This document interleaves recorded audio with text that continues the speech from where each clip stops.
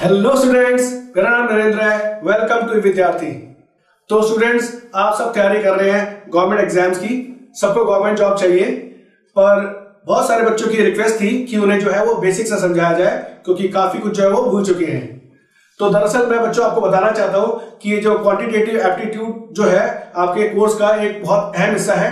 इसके अंदर कई सारे टॉपिक्स आते हैं, पर जो आज हम टॉपिक लेने जा रहे हैं वो है टाइप्स ऑफ नंबर। ठीक है ना, टाइप्स ऑफ नंबर, जिसके अंदर कई सारे टाइप के नंबर आते हैं, उसके बारे में हम समझेंगे। ठीक है ना, तो देखिए टाइप्स ऑफ नंबर में आपको natural number, whole number, integers, rational number और इरेशनल नंबर आते हैं। तो इनके बारे में तो कोई ज्यादा किसी को दिक्कत नहीं होती है, पर जो दिक्कत होती है वो होती है इंटीजर्स, रैशनल नंबर और इरेशनल नंबर में। इनकी कैलकुलेशन, इनकी गणनाओं में काफी मुसीबत आती है कि जमा घटा किस तरह का साइन आए। ठीक है ना, तो आप इसी को आप आज समझेंगे। ठीक है, ओके। तो स्टार्ट करते हैं नेचुरल नंबर से। तो नेचुरल नंबर जो है आपको पता ही होगा कि 1 2 3 4 अप टू इंफिनिटी तक जाता है, अनंत तक जाता है। ठीक है, नेचुरल नंबर तो यही चीज होती है। और होल नंबर क्या है? होल नंबर में कुछ नहीं है, वो जीरो से स्टार्ट होते हैं बस। प्राकृतिक संख्या और पूर्ण संख्या में केवल इतना ही अंतर है कि वो जीरो से स्टार्ट होता है। 1 2 3 4 0 1 2 3 4 अप टू इंफिनिटी तक। ठीक है, और जो पूर्णांक होते हैं जिसमें जमा के वाले नंबर भी आते हैं और घटा वाले नंबर भी आते हैं। ठीक है ना, तो कह सकते हैं कि जो पूर्णांक है वो होल नंबर से और प्राकृतिक संख्याओं से काफी ज्यादा होते हैं, क्योंकि उनके अंदर घटा वाली संख्याएं भी होती हैं। बाकी रह गए परिमेय और अपरिमेय संख्याओं के बारे में। इसके बारे में मैं थोड़ी देर में बताऊंगा आपको। ठीक है, ओके। तो चलिए स्टार्ट करते हैं। तो सबसे पहले हम पूर्णांकों की जमा घटा के बारे में सीखेंगे। ठीक है, तो जैसे कोई पूर्णांक अलग अलग चिन्ह के हैं, माइनस का, प्लस का, तो इसका आंसर क्या होगा? आपस में घटा हो जाएगी। ठीक है, और चिन्ह जो है बड़े वाले का आएगा। इसमें भी अलग अलग चिन्ह है, तो इसमें भी आपस में घटा हो जाएगी, और चिन्ह जो है वो बड़े वाले का यानी 7 का आ जाएगा। इस केस में क्या है कि जब सेम साइन होते हैं तो आपस में जमा हो जाती है, और चिन्ह जो है आपका वही लगता है जो उनका अपना है। और जब इस केस में जब जमा घटा साथ साथ लिखी होती है, तो इसके अंदर तरीका क्या है कि जो सेम साइन वाले हैं उनको जमा कर लीजिए और इनका चिन्ह वही रखिए। तो इसका आंसर आएगा 2 और 1 3 और माइनस, तो इसका आंसर आएगा -10, और 3 और 2 का आंसर आएगा +5। और फिर आप देख रहे हैं इन दोनों के अलग अलग चिन्ह है, तो आपस में घटा हो जाएगी और चिन्ह जो है वो आपका बड़े वाले का आएगा। ठीक है, समझ में आई आपको? चलिए, तो अब ये भी सीख लीजिए कि इसके अंदर जब कभी ऐसी सिचुएशन होती है कि जमा घटा ब्रैकेट में लिखा होता है तो जमा घटा घटा, जब अलग अलग चिन्ह होंगे तो आपस में घटा आएगा, जब सेम साइन होंगे तो आपस में जमा हो जाता है। कभी कभी सवालों में इस तरह की चीजें लिखी होती है। ठीक है, आगे करते हैं। अब मैं बात कर रहा हूं गुणा की। तो गुणा के अंदर किस तरह के साइन आएंगे? ठीक है, तो आपको दिख रहा है कि जब गुणा में अलग अलग चिन्ह आएंगे तो आपस में मतलब अलग अलग चिन्ह आएंगे तो साइन घटा का ही आएगा। ठीक है ना, तो इसके अंदर सबों में आंसर 6 6 6 तो आएगा ही आएगा। बस ध्यान रखना है यहाँ पे कि जो चिन्ह अगर एक जैसे हैं तो जमा का आएगा, अलग अलग है तो वो आएगा माइनस का आएगा। तो यहाँ पे माइनस आएगा, यहाँ पे माइनस आएगा, यहाँ पे प्लस हो जाएगा, क्योंकि अलग अलग चिन्ह है, और यहाँ पे भी प्लस का हो जाएगा। ठीक है, ओके। नेक्स्ट, अब चलिए चला अब एक मिक्स क्वेश्चन करेंगे हम, जिसके अंदर हमारा एक रूल लगता है, वो होता है बॉड मास का रूल। बॉड मास, ठीक है ना, बॉड मास के अंदर। तो बॉड मास के अंदर क्या तरीका है कि पहले हमें ब्रैकेट, फिर ऑफ का मतलब एक तरह से गुणा ही होती है, फिर डिवाइड, मल्टीप्लिकेशन, एडिशन और सब्ट्रैक्शन। आपका बेसिकली इसी से ज्यादा मतलब है, डिवाइड, मल्टीप्लिकेशन, एडिशन, सब्ट्रैक्शन से। ठीक है, तो सबसे पहले आपको क्या करना है? पहले डिवाइड करना पड़ेगा। तो पहले इसका आंसर निकालना पड़ेगा, तो इसका आंसर बना आपका 4। ठीक है, उसके बाद मल्टीप्लाई, तो मल्टीप्लाई करेंगे, इसका आंसर बनेगा आपका -15। जमा घटा घटा अलग अलग चिन्ह है। ठीक है, उसके बाद यहां पे आ गया 10। अब आप देख रहे हैं कि इसके अंदर जो दो नंबर है एक जैसे चिन्ह के हैं, उनको आपस में जमा कर लीजिए। 15 और 10 का आंसर आ गया -25, और उसके बाद ये जमा 4 हो गया। फिर दोनों का आंसर जो होगा आपस में घटा हो जाएगी, और चिन्ह जो आएगा वो बड़े वाले का आएगा, यानी 21। ठीक है, अब नीचे देखते हैं। तो नीचे में देखते हैं इसके अंदर इसका आंसर क्या बनेगा। इसका आंसर पहले घटा का है, फिर ये गुणा, तो इसके अंदर पहले इसका आंसर निकालना पड़ेगा। इसका आंसर आएगा -3। ठीक है, और यहाँ पे क्या लिखा है? 4। अब देख रहे होंगे कि यहाँ पे जमा है, तो यहाँ पे मुझे क्या करना पड़ेगा? इसको इस तरह से लिखना पड़ेगा, समझिए। और यहाँ पे आएगा आपका +6। ठीक है, अभी आपको पता है कि जमा घटा घटा हो जाएगा, तो 4 घटा 3 हो जाएगा ये आपका, और यहाँ पे जमा 6 हो गया। अब आपको पता है 4 और 6 का जमा सेम साइड है, तो यहाँ पे आएगा 10, और यहाँ पे -3, तो इसका आंसर क्या बनेगा? अलग अलग चिन्हों की वजह से घटा हो जाएगी और चिन्ह जो आएगा बड़े वाले का आएगा, तो इसका आंसर बनेगा 7। ठीक है, समझ में आई आपको? चलिए अब मैं आप स्टार्ट करता हूं आपको परिमेय और अपरिमेय संख्या के बारे में। तो स्टूडेंट्स अब मैं आपको बताने वाला हूं परिमेय संख्या की जमा और घटा के बारे में। ठीक है, ओके। तो आप जैसे पहले बचपन में कैसे करते थे इस क्वेश्चन को, एक आसान तरीका आपको बताया गया था कि आपको क्या करना है, 6 को 8 से गुणा करके यहाँ पे 48 लिख देना है, और फिर उसके बाद 5 को 8 से गुणा करना है 40, और 6 को 7 से फिर 42, और फिर घटा कर देना, तो इसका आंसर बनेगा आपका -2, क्योंकि आपस में घटा जाएगी और चेंज होगा वो माइनस का आएगा। पर इस तरीके से आपको एक छोटा आंसर नहीं मिलता, क्योंकि अभी कंप्लीट नहीं हुआ ये। ठीक है, इसको कंप्लीट करने के लिए आपको दोबारा से 2 से काटना पड़ेगा, तो इसका आंसर बनेगा -1/24। ठीक है, बात समझ गए? नहीं समझ गए? तो एक तो ये है कि इसके अंदर कंप्लीट आंसर नहीं निकलता, ठीक है ना। दूसरा कि इस तरीके से ये वाला क्वेश्चन नहीं हो सकता, ठीक है ना, इस वाले तरीके से ये वाले क्वेश्चन नहीं हो सकते। तो इसको करने का तरीका जो मैं बताने वाला हूं उसमें काफी हद तक जो है ना आंसर जो है वो रिड्यूस निकलता है, यानी कट कर ही निकलता है। ठीक है ना, तो हम करते जरा फटाफट से इसको। देखिए अब इसको मैं कर रहा हूं, करने का तरीका यह है कि 6 और 8 का हमने क्या निकाल लिया, एलसीएम निकाल लिया। 6 और 8 का एलसीएम निकालना है, तो फटाफट से मैं कर देता हूं, ये आपको आता ही है।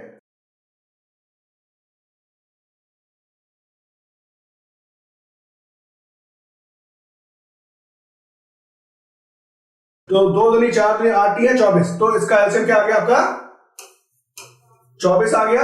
उसके बाद 6 की टेबल को हमने 24 तक लेना है, तो 6 चौक 24, 4 पंजे 20। ठीक है, फिर 8 3 24, 3 सत्ते 21।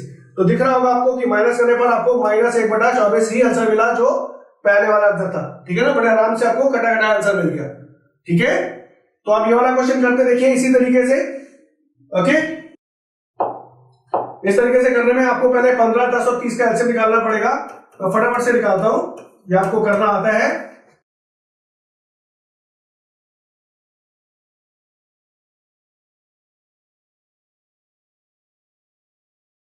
पांच आ गया और एक फिर 5 आ गया, तो इसका आंसर आया 2 3 6 पंजे 30, तो इसका एलसीएम क्या आया 30 आया।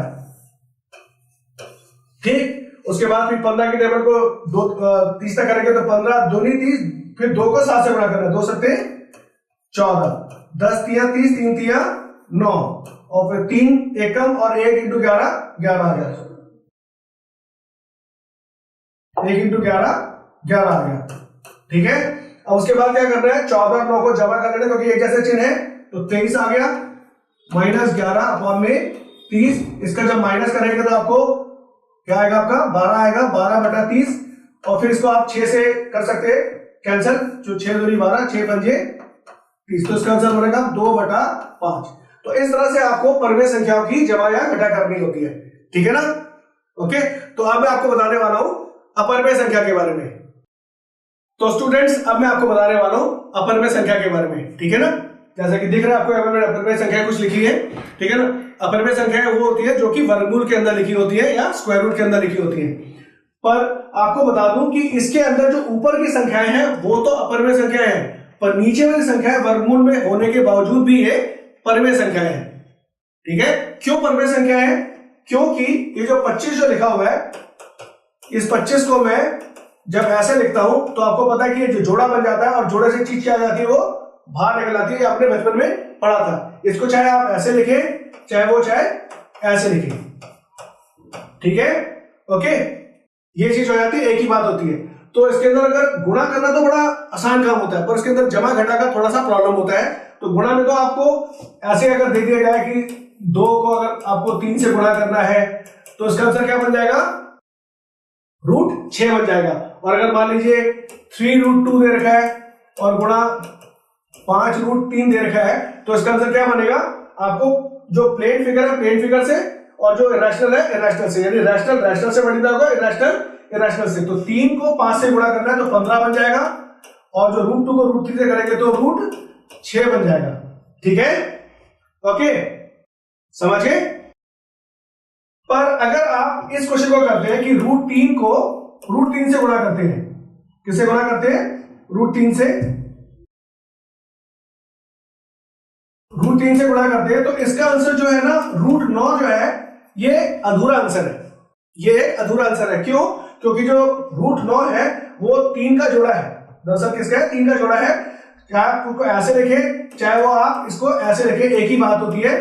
तो इसका आंसर क्या बनेगा? अल्टीमेटली 3 बनेगा। इसका आंसर क्या बनेगा? इसका आंसर 3 बनेगा। ठीक है, समझ गए? तो अगर आपको ये क्वेश्चन दे दिया जाए, मान लीजिए कि 2√3 गुणा 5√3, ठीक है, तो इसका आंसर क्या बनेगा?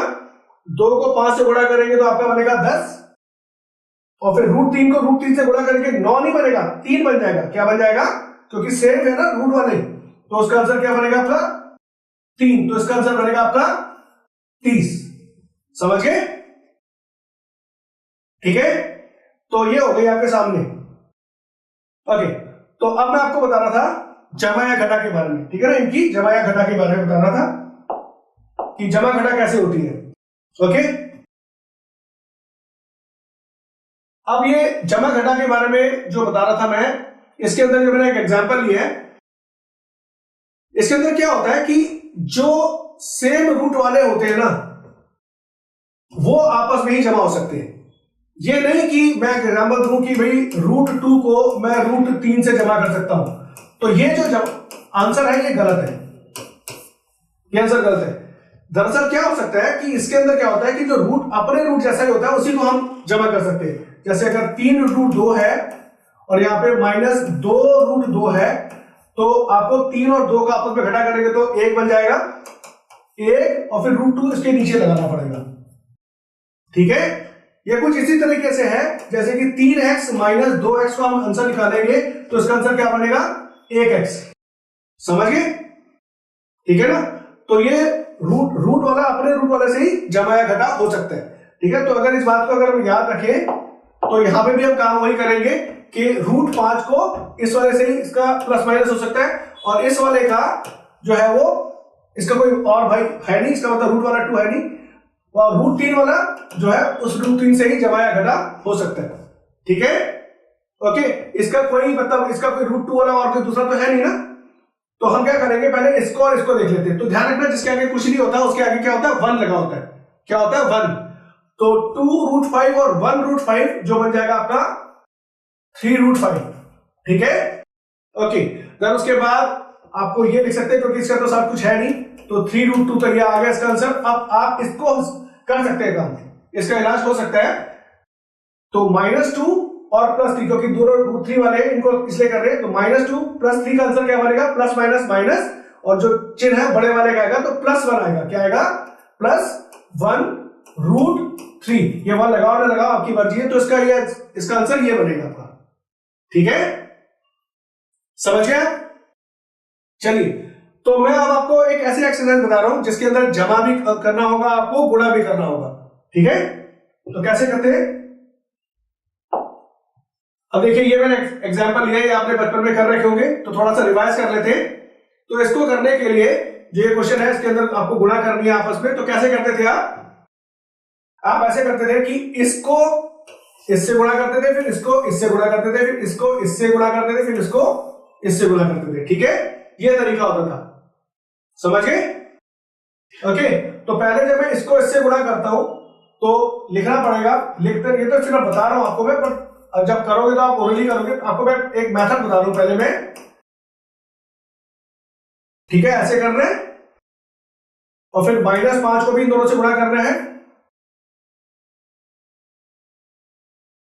ठीक है, ओके, अब क्या करना है कि इसको इससे गुणा करना है और फिर इसको इससे गुणा करना है, दोनों को करना था ना इसको। तो 2√3 और 2√3, तो ध्यान दीजिए 2√3 और ये 2√3, तो मैंने आपको बताया था इसका आंसर क्या था? जो प्लेन फिगर है, प्लेन फिगर से मल्टीप्लाई होगा, 2 दूनी 4, और √3 × √3 3 बन जाता है। क्या बन जाता है? 3। तो इसका जवाब क्या हो जाएगा? 12। ठीक है ना, तो इसका जवाब होगा आपका, पहले का जवाब होगा आपका 12। ठीक है ना, अब जब इसको इससे गुणा करेंगे तो जो सेम रूट वाला है वो अपना ये प्लेन फिगर से कैसे होगा? 5 से गुणा करेंगे, तो यहां पे तो रूट है नहीं कोई, तो केवल 2 5 से गुणा होगा, √3 ऐसे कैसे आ जाएगा? तो आंसर बनेगा 10√3, 10√3। तो तो इसका आंसर बनेगा आपका +10√3।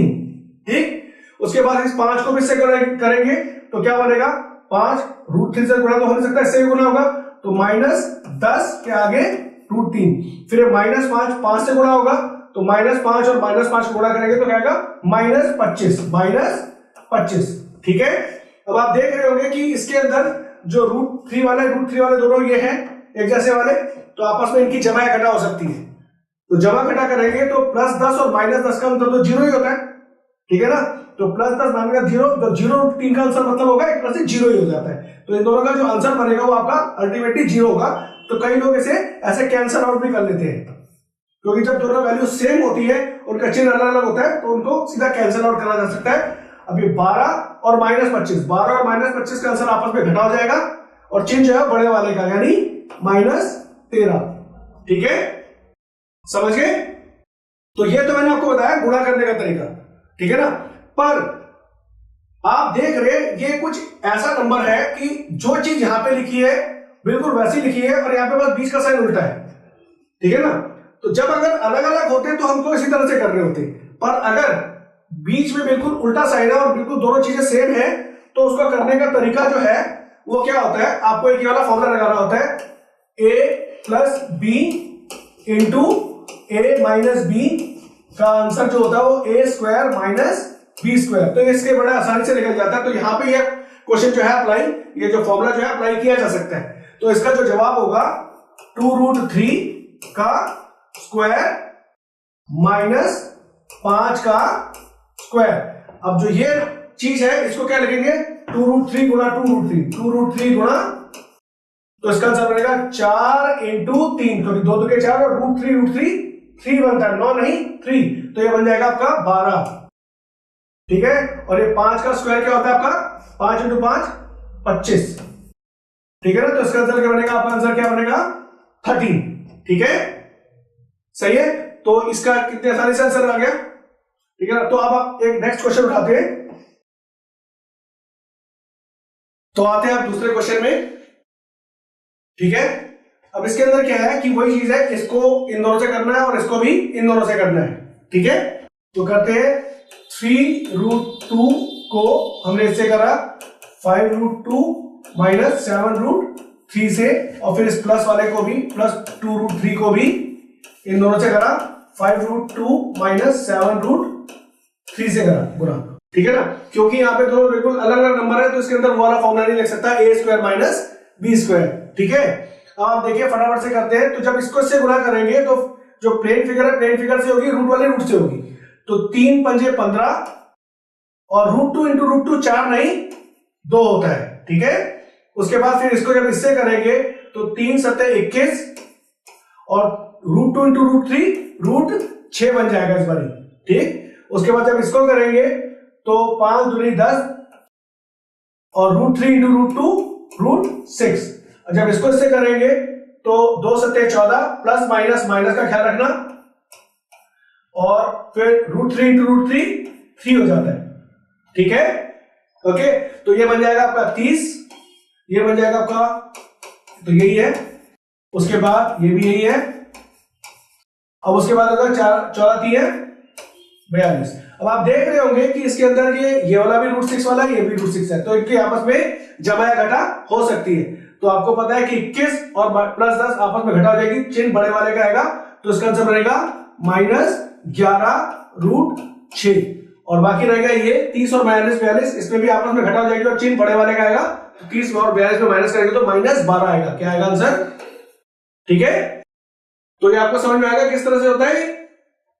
होप ये आपको जानकारी पसंद आई होगी। अगर आपको पसंद आती है तो लाइक शेयर एंड सब्सक्राइब कीजिए। धन्यवाद।